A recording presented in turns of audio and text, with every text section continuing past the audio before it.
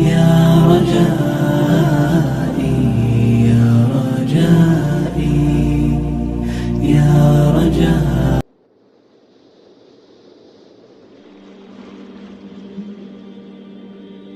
أعوذ بالله من الشيطان الرجيم. بسم الله الرحمن الرحيم. الحمد لله رب العالمين، الصلاة والسلام عليك يا رسول الله وعلى آلك وأصحابك يا حبيب الله. معزز ناظرین، السلام علیکم ورحمۃ اللہ وبرکاتہ۔ آج ہم اپنی اس ویڈیو کے اندر آپ کو بتائیں گے کہ مرنے کے بعد مسلمانوں کی روحیں اور کافروں کی روحیں کن مقامات پر رہتی ہیں۔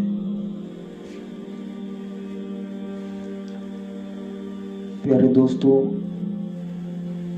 مرنے کے بعد مسلمانوں کی روحیں حسب مراتب مختلف مقاموں میں رہتی ہیں۔ بعض مسلمانوں کی روحیں ان کی قبر پر رہتی ہیں، بعض کی چاہے زمزم میں، بعض کی آسمان و زمین کے درمیان، اور بعض کی پہلے، دوسرے اور ساتویں آسمان تک، اور بعض کی آسمانوں سے بھی اوپر، اور بعض کی روحیں زیر عرش قندیلوں میں رہتی ہیں، اور بعض مسلمانوں کی روحیں اعلیٰ علیین میں رہتی ہیں۔ اسی طرح کافروں کی خبیث روحیں بعض کی ان کے مرگھٹ پر یا ان کی قبر پر، بعض کی چاہے برہوت جو کہ یمن میں ایک نالہ ہے،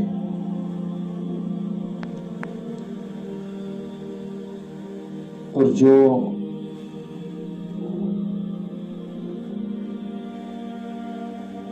جہنم کے کنویں کے نام سے بھی مشہور ہے۔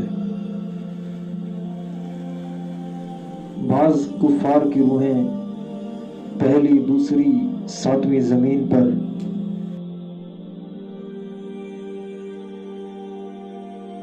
اور بعض کی اس کے بھی نیچے سجین میں رہتی ہیں۔ مگر کہیں بھی ہوں، اپنے جسم سے ان کا تعلق باقی رہتا ہے۔ پیارے دوستو، قبر میں منکر نکیر کا سوال حق ہے۔ اس کا انکار کرنے والا گمراہ بد مذہب ہے۔ حضرت امام اعظم ابو حنیفہ رحمۃ اللہ علیہ فرماتے ہیں، یعنی قبر میں منکر نکیر کا سوال حق ہے۔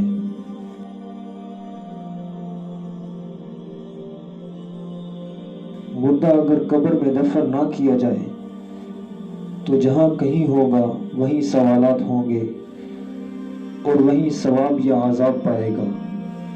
یہاں تک کہ اگر کسی جانور نے کھا لیا تو اس کے پیٹ میں سوال ہوں گے، اور وہیں ثواب یا عذاب پائے گا۔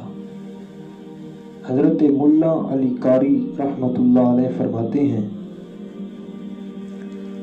کہ سوال سب مردوں سے ہوگا، یہاں تک کہ مرنے کے بعد درندے جانور کھا لیں تو بھی سوال کیا جائے گا۔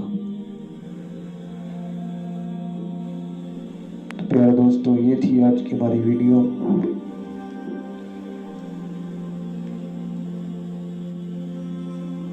امید ہے کہ آپ کو ہماری ویڈیو پسند آئی ہوگی۔ دعا کرتے ہیں کہ اللہ رب العزت تمام مسلمانوں کا خاتمہ ایمان پر فرمائے، آمین۔